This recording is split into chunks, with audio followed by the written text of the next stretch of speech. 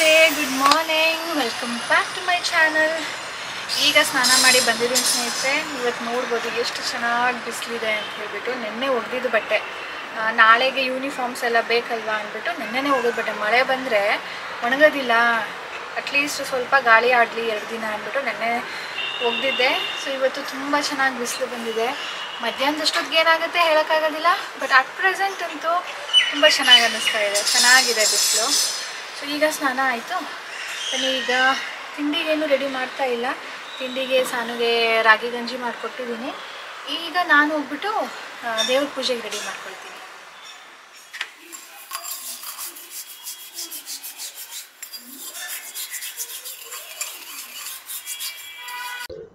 ನೈವೇದ್ಯಕ್ಕೆ ಅಂತ ಹೇಳಿಬಿಟ್ಟು ಸ್ವಲ್ಪ ಗೋಧಿ ಹಲ್ವಾ ಮಾಡ್ತಾಯಿದ್ದೀನಿ. ಗೋಧಿ ಹಲ್ವಾ ನನಗೆ ಯಾಕೆ ಮಾಡಬೇಕು ಅನ್ನಿಸ್ತೋ ಗೊತ್ತಿಲ್ಲ, ಬಟ್ ಏನಾದರೂ ಸ್ವೀಟ್ ಮಾಡೋಣ ಅಂದ ತಕ್ಷಣ ನನಗೆ ಇದು ನೆನಪಾಯಿತು. ಇದು ಸ್ವಲ್ಪ ಒಂದು ಚಿಕ್ಕ ಬಟ್ಲಲ್ಲಿ ಒಂದು ಬಟ್ಲಷ್ಟು ಗೋಧಿ ಹಿಟ್ಟು ತೊಗೊಂಡಿದ್ದೀನಿ. ಅದನ್ನು ತುಪ್ಪ ಹಾಕ್ಕೊಂಡು ಘಮ ಬಿಡೋ ತನಕ ಹುರ್ಕೊಳ್ತಾ ಇದ್ದೀನಿ. ನೋಡಿ, ಕಲರ್ ಕೂಡ ಚೇಂಜ್ ಆಗಿದೆ ಅಲ್ವಾ. ಇದನ್ನೀಗ ನಾನು ತೆಗೆದುಕೊಂಡ್ಬಿಡ್ತೀನಿ. ಅದೇ ಒಂದು ಬಟ್ಲಲ್ಲಿ ಅರ್ಧ ಬಟ್ಲಷ್ಟು ಬೆಲ್ಲ ಹಾಕ್ಕೊಂಡಿದ್ದೀನಿ. ಇದು ಫುಲ್ ಕಪ್ಪಿಗಿದೆ ನೋಡಿ. ಇದು ಜಾಗರಿ, ಆರ್ಗ್ಯಾನಿಕ್ ಜಾಗರಿ ಅಂತ ಬರುತ್ತಲ್ಲ ಅದು. ಇದಕ್ಕೆ 2-2.5 ಕಪ್ಪಷ್ಟು ನೀರನ್ನು ಹಾಕ್ಕೊಂಡಿದ್ದೀನಿ. ಸೇಮ್ ನಾವು ಕೇಸರಿ ಬಾತ್ ಹೇಗೆ ಮಾಡ್ತೀವಲ್ವಾ ಅದೇ ರೀತಿಯಲ್ಲಿ ಮಾಡೋದು ಇದನ್ನು. ಜಸ್ಟ್ ಅಂದರೆ ಅದು ರವೆ ಇರುತ್ತೆ, ಇದು ಗೋಧಿ ಹಿಟ್ಟಿದೆ, ಅದಕ್ಕೆ ಸಕ್ಕರೆ ಹಾಕ್ತೀವಿ, ಇದಕ್ಕೆ ಬೆಲ್ಲ ಹಾಕಿದ್ದೀನಿ. ಈಗ ಚೆನ್ನಾಗಿ ಮಿಕ್ಸ್ ಮಾಡಿಬಿಟ್ಟು ನಾನು ದಮ್ ಬರೋದಕ್ಕೆ ಇಡ್ತೀನಿ. ನೋಡಿ, ಗಟ್ಟಿ ಆಯ್ತಲ್ವಾ. ಆಮೇಲೆ ಬೇಕಿದ್ರೆ ತುಪ್ಪ ಸೇರಿಸ್ಬೋದು. ಇನ್ನು ತುಪ್ಪ ಇದಕ್ಕೆ ತುಂಬ ಹಿಡಿಸತ್ತೆ. ಸೊ ಒಂದು 5 ನಿಮಿಷ ಸಣ್ಣ ಉರಿ ಮಾಡಿಬಿಟ್ಟು ಆಮೇಲೆ ತೆಗೆದುಕೊಳ್ತೀನಿ.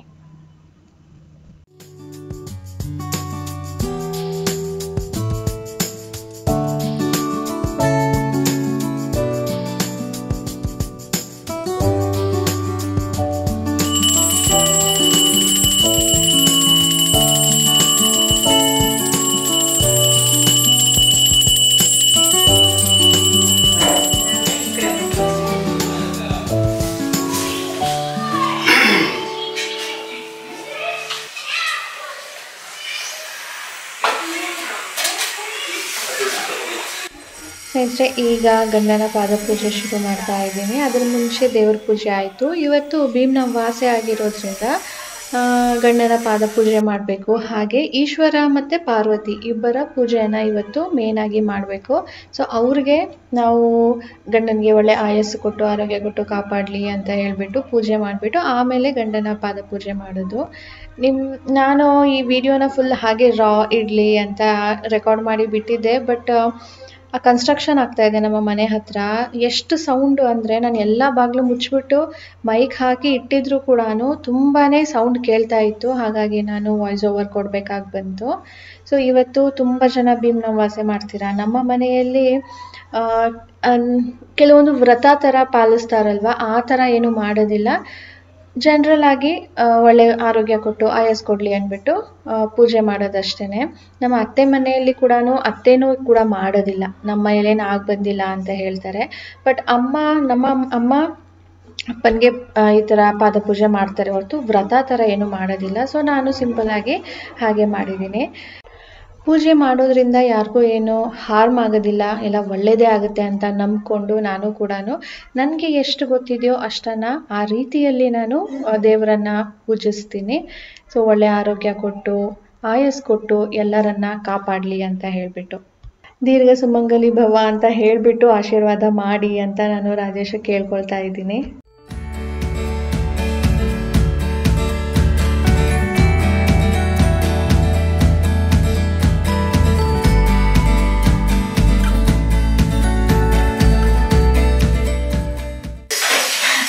ಇದು ಪ್ರಸಾದ ಅಷ್ಟೇ, ಮೃಷ್ಟಾನ್ನ ಭೋಜನ ಆಮೇಲೆ ಇದೆ ನಿಮಗೆ. ದಿಸ್ ಇಸ್ ಓನ್ಲಿ ಪ್ರಸಾದ. ಹೌದು, ಓಕೆನಾ? ಸರಿ, ಹೇಳ್ತೀನಿ ಏನು ಅಂತ. ಮೃಷ್ಟಾನ್ನ ಭೋಜನ ಆಮೇಲೆ ಇದೆ.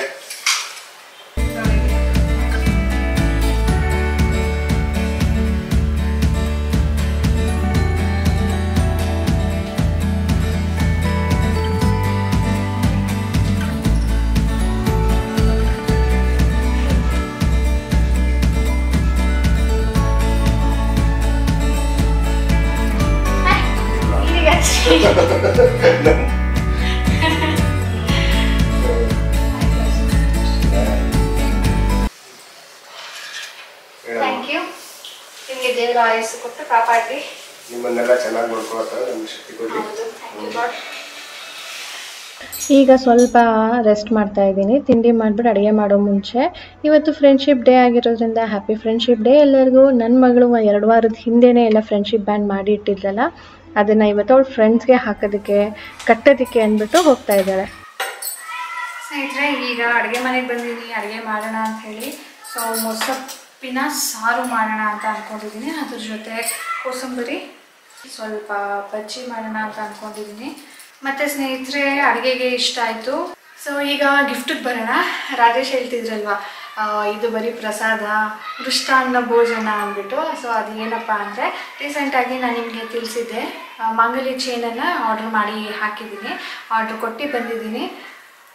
ಸೊ ಇದು ನನ್ನ ಮಾಂಗಲ್ಯ ಚೈನ್, ನಾನು ಮೊದಲಿಂದನೂ ಹಾಕ್ತಾ ಇರೋದು. ಇದು ಕಟ್ಟಾಯಿತು ಅಂದ್ಬಿಟ್ಟು ನಾನು ಇದನ್ನು ತೆಗೆದಿಟ್ಬಿಟ್ಟು ಇದು ಸ್ಮಾಲ್ ಚೈನನ್ನು ಹಾಕ್ತಾ ಇರೋದು. ಸೊ ಮೊದಲು ಏನಿತ್ತು ಅಂದರೆ ಇದನ್ನೇ ಹಾಕಿಬಿಟ್ಟು ನಾನು ಹೊಸದಾಗಿ ಮಾಡಿಸ್ಕೊಳ್ಬೇಕು ಅಂತ. ಬಟ್ ಈಗ ನಾನು ಲಾಸ್ಟ್ ಇಯರ್ ಚೀಟಿ ಶುರು ಮಾಡಿದ್ನಲ್ವ, ಅದು ಮಚ್ಯೂರ್ ಆಯಿತು. ಸೊ ಅದಕ್ಕೇ ಅಡ್ಜಸ್ಟ್ ಆಗುತ್ತಾ ನೋಡೋಣ ಅಂದ್ಬಿಟ್ಟು ಅದನ್ನು ಅದರ ಅಗೇನ್ಸ್ಟ್ ನಾನೀಗ ಚಿನ್ನನ ಮಾಡಿಸಿ ಹಾಕಿರೋದು. ಅಂದರೆ ಅದು ಫುಲ್ ಸಾಲೋದಿಲ್ಲ, ಹಾಫ್ ಏನೋ ಆಗುತ್ತಷ್ಟೇ. ಬಟ್ ಇನ್ನು ಹಾಫ್ಗೆ ನಾವು ಪೇ ಮಾಡಬೇಕು. ಸೊ ಆಲ್ಮೋಸ್ಟ್ 1.5 ಲಕ್ಷದ ಹತ್ತಿರನೇ ಬರುತ್ತೆ ಅದು. ಅದಕ್ಕೆ ಅದನ್ನು ಆಮೇಲೆ ನೋಡೋಣ, ಬೇಕಿದ್ದರೆ ನಮಗೆ ದುಡ್ಡು ಆದರೆ ಕೊಡೋದು, ಇಲ್ಲಾಂದರೆ ಇದು ಹೇಗಿದ್ರು ಮಾಂಗಲ್ಯ ಚೈನ್ ಇದೆ ಅಲ್ವಾ, ಇದನ್ನು ಬೇಕಿದ್ದರೆ ಕರಗಿಸ್ಬಿಟ್ಟು ನಾವು ಎಕ್ಸ್ಚೇಂಜ್ ಮಾಡ್ಕೊಳ್ಬೋದು. ಸೊ ಆ ಥರ ಆಪ್ಷನ್ ಕೂಡ ಇದೆ. ಸೊ ಅದನ್ನು ನೋಡೋಣ, ಇನ್ನು 40 ಡೇಸ್ ಟೈಮ್ ಇದೆಯಲ್ಲ ಅಂದ್ಕೊಂಡು ನಾವು ಸುಮ್ಮನೆ ಆದ್ವಿ. ಆಮೇಲೆ ರಾಜೇಶಕ್ಕೆ ಕೇಳಿದೆ, ನಾನು ಈ ಥರ ನಾನೇ ಬೇಕಿದ್ರೆ ದುಡ್ಡು ಕೊಟ್ಬಿಡ್ತೀನಿ, ಇದನ್ನು ನಾನು ಫ್ಯೂಚರಲ್ಲಿ ಅಂದರೆ ಸ್ವಲ್ಪ ದಿನ ಆದಮೇಲೆ ಏನೇನಾದರೂ ಮಾಡಿಸ್ಕೊಳ್ತೀನಿ, ಇದರಲ್ಲಿ ಇದನ್ನು ಹಾಗೆ ಇಟ್ಟಿರ್ತೀನಿ ಅಂದ್ಬಿಟ್ಟು. ಅದಕ್ಕೆ ರಾಜೇಶ್ ಅಂದರು, ಸರಿ ನಾನೇ ಹಾಕ್ತೀನಿ ಬಿಡು, ನನ್ನಿಂದಾನೇ ಗಿಫ್ಟು ಅಂತ ಅನ್ಕೋ ಅಂತ ಹೇಳಿದ್ರು. ಅದಕ್ಕೆ ಅವ್ರು ಹೇಳ್ತಾ ಇದ್ದಿದ್ದು, ಇದು ಬರೀ ಪ್ರಸಾದ ಅಷ್ಟೇ, ಅಂದರೆ ಸುಮ್ಮನೆ ಈಗ ಪೂಜೆ ಮಾಡಿದ್ಮೇಲೆ ಏನಾದರೂ ಕೊಡಬೇಕಲ್ವಾ ಅಂದ್ಬಿಟ್ಟು ಒಂದು ಸ್ವಲ್ಪ ದುಡ್ಡು ಕೊಟ್ಟರು. ರಿಯಲ್ ಗಿಫ್ಟ್ ಅಂದರೆ ಇಷ್ಟು ದಿನದಲ್ಲಿ, ಇಷ್ಟು ವರ್ಷದಲ್ಲಿ ನನಗೆ ಯಾವತ್ತೂ ಸಿಕ್ಕಿರಲಿಲ್ಲ. ಅಂಥ ಕಾಸ್ಟ್ಲಿ ಗಿಫ್ಟೇನೇ ಸಿಕ್ಕಿದೆ ಅಂತ ಅಂದ್ಕೊಳ್ಬೋದು. It's a very big gift for me. ಇಲ್ಲ ಅಂದಿದ್ರೆ ಅದನ್ನು ನಾನು ಹಾಕಬೇಕಿತ್ತು. ಸೊ ಇದು ಗಿಫ್ಟ್ನ ಕತೆ.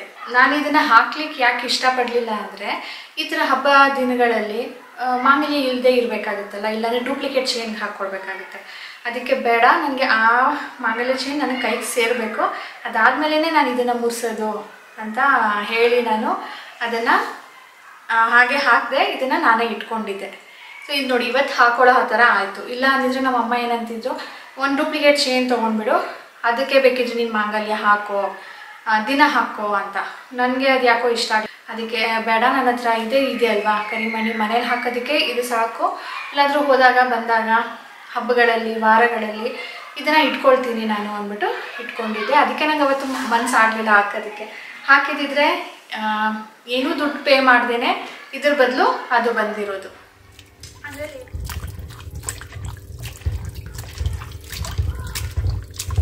ಮೊಸೊಪ್ಪಿನ ಸಾರು ಮಾಡೋದಕ್ಕೆ ನಾನು 4 ಥರದ್ದು ಸೊಪ್ಪು ತೊಗೊಂಡಿದ್ದೀನಿ. ದಂಟು, ಸಬ್ಬಕ್ಕಿ ಸೊಪ್ಪು, ಮೆಂತ್ಯ ಸೊಪ್ಪು, ಪಾಲಕ್ ಸೊಪ್ಪು. 4 ಕಂತೆ ತಂದರೆ ಸ್ನೇಹಿತರೆ, ಎಲ್ಲದರಲ್ಲೂ ಅರ್ಧ ಹಾಕಿರ್ತೀನಿ, ಅರ್ಧ ಮಿಕ್ಕೊಳ್ಳುತ್ತೆ. ಅದಕ್ಕೆ ನಾನು ಇದನ್ನು ಜಾಸ್ತಿ ಮಾಡೋದಕ್ಕೆ ಹೋಗೋದಿಲ್ಲ. ಬಟ್ ಎಷ್ಟೋ ದಿನ ಆಗ್ಬಿಟ್ಟಿತ್ತಲ್ಲ ಅಂದ್ಬಿಟ್ಟು ಇವತ್ತು ತೊಗೊಂಡು ಬಂದು ಮಾಡಿದ್ದೀನಿ. ಇನ್ನು ಎಲ್ಲ ಅರ್ಧದ ಕಂತೆ ಹಾಗೆ ಎತ್ತಿಟ್ಟಿದ್ದೀನಿ.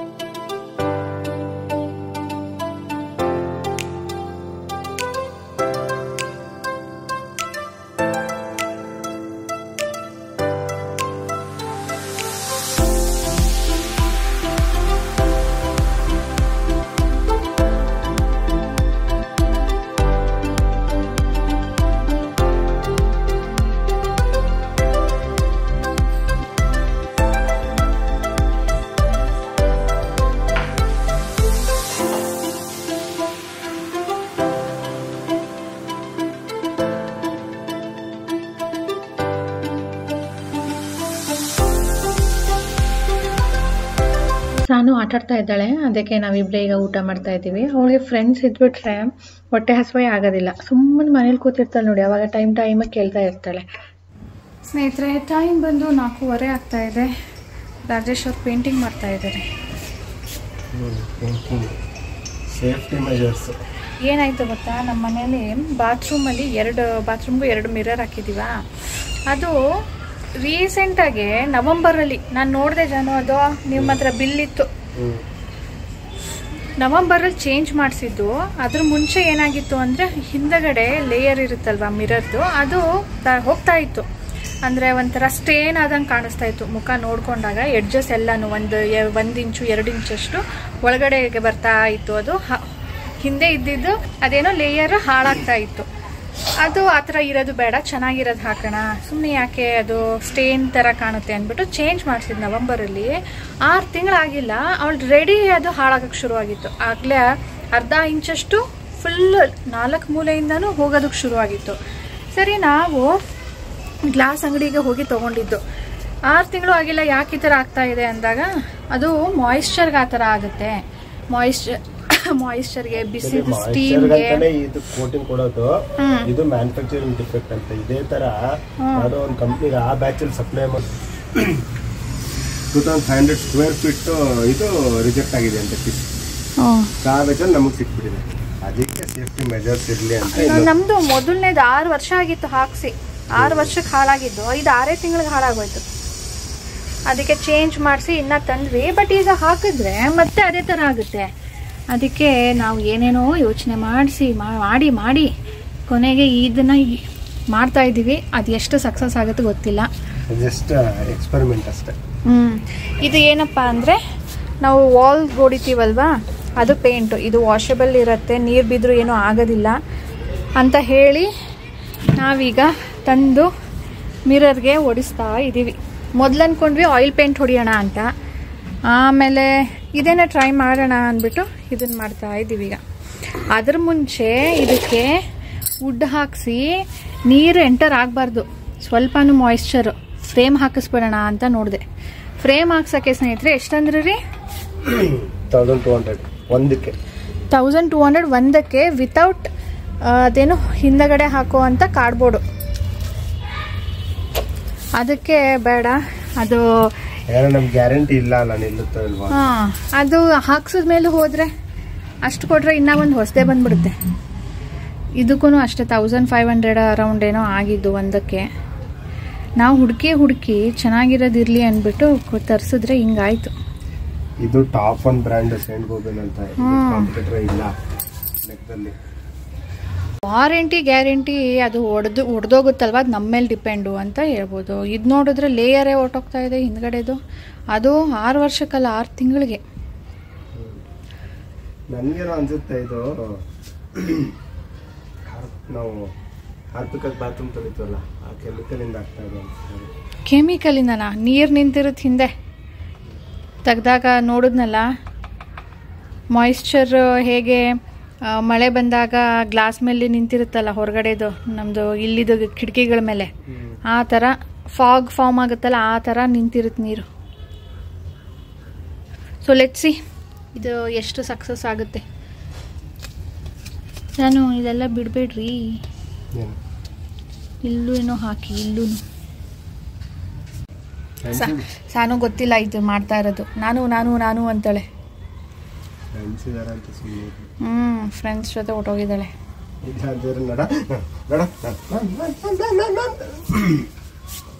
ಸ್ನೇಹಿತರೆ, 9:30 ಟೈಮ್, ಸ್ಲೀಪಿಂಗ್ ಟೈಮ್. ಈಗ ವ್ಲಾಗ್ನ ಎಂಡ್ ಮಾಡೋಣ ಅಂತ ಬಂದೆ. ಆ್ಯಕ್ಚುಲಿ ಮಧ್ಯಾಹ್ನ ಮಿರರ್ ಪೇಂಟ್ ಹೊಡೆದ್ರ, ಆಮೇಲೆ ಸಾನೂನು ಏನು ಆಟಾಡೋದಲ್ಲೇ ಬ್ಯುಸಿ ಆದ್ಲು, ಮನೆಗೆ ಬಂದೇ ಇಲ್ಲ. ಸೊ ನಮಗೇನು ಅಂದರೆ ಅವಳು ಇಲ್ಲದೆ ಇದ್ದಾಗ ನಾವು ಟಿ ವಿ ನೋಡಬೇಕು ಅಂತ, ಅದಕ್ಕೆ ಬರೀ ಟಿ ವಿ ನೋಡ್ಕೊಂಡೇ ಟೈಮ್ ಪಾಸ್ ಮಾಡಿಬಿಟ್ವಿ. ಬಾಕಿ ಏನು ಬೇರೆ ಕೆಲಸನೇ ಮಾಡಲಿಲ್ಲ. ರಾಜೇಶ್ ಕೂಡ weekday full T V ನೋಡೋದಿಲ್ಲ, ನನಗೂ ಕೂಡ ಸಾನು ಇದ್ದಾಗ ನೋಡೋಕ್ಕಾಗೋದಿಲ್ಲ. ಇಬ್ಬರು ಕುತ್ಕೊಂಡು ಯಾವುದೋ ಒಂದು ಸೀರೀಸ್ ಹಾಕೊಂಡು ಇಂಟ್ರೆಸ್ಟಿಂಗ್ ಆಗಿತ್ತು, ನೋಡ್ತಾ ಕುತ್ಕೊಂಡ್ಬಿಟ್ವಿ. ವ್ಲಾಗ್ನ ಕಂಟಿನ್ಯೂ ಮಾಡಲೇ ಇಲ್ಲ. ಸೊ ಈಗ ಮಲ್ಕೊಳ್ಳೋ ಟೈಮ್ ಎಂಡ್ ಮಾಡೋಣ ಅಂತ ಬಂದಿದ್ದೀನಿ. ಸೊ ನಮ್ಮ ಇವತ್ತಿನ ದಿನ ಹೀಗಿತ್ತು. ಹೋಪ್ ನಿಮ್ಮೆಲ್ಲರಿಗೂ ಇಷ್ಟ ಆಗಿದೆ ಅಂತ. ಪ್ಲೀಸ್ ಲೈಕ್ ಬಟನ್ನ ಕ್ಲಿಕ್ ಮಾಡಿ ತಿಳಿಸಿ, ಸಪೋರ್ಟ್ ಮಾಡಿ. ಹಾಗೆ ಸಬ್ಸ್ಕ್ರೈಬ್ ಮಾಡದೆ ನೋಡ್ತಾ ಇದ್ರೆ ಪ್ಲೀಸ್ ಸಬ್ಸ್ಕ್ರೈಬ್ ಮಾಡ್ಕೊಳ್ಳಿ. ಬೈ ಬೈ ಸ್ನೇಹಿತರೆ, ಸಿಗೋಣ ಮುಂದಿನ ವಿಡಿಯೋಲಿ.